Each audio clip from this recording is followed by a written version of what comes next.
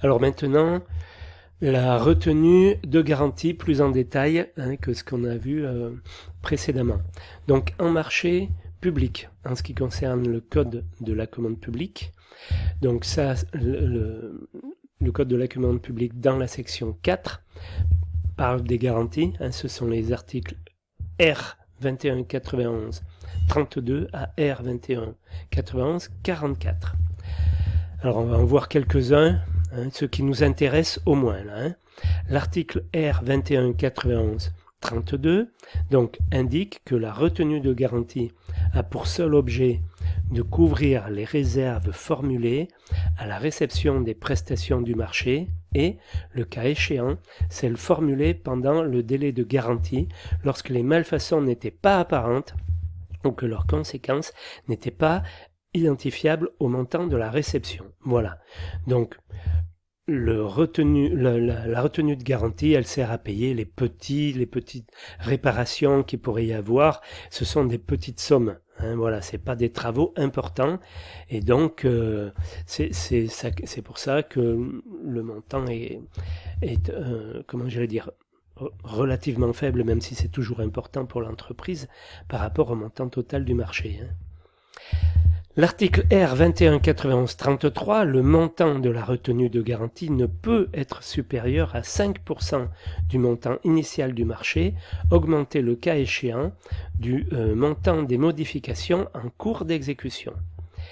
Pour les marchés publics conclus par l'État et une petite et moyenne entreprise mentionnée à l'article R 2151-13, ce taux est de 3%.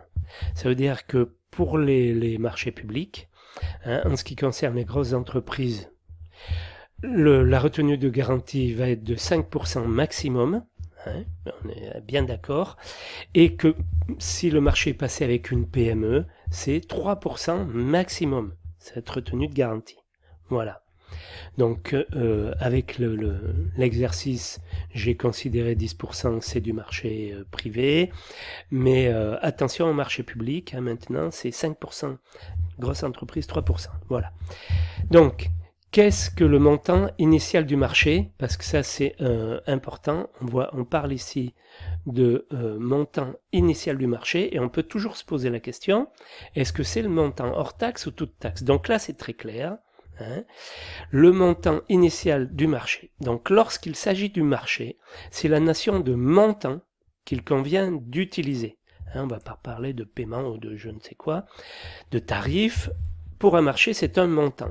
Donc les marchés, et je vous ai mis le lien vers marché public, vers le site officiel, voilà, institutionnel, j'allais dire, de l'État, du gouvernement.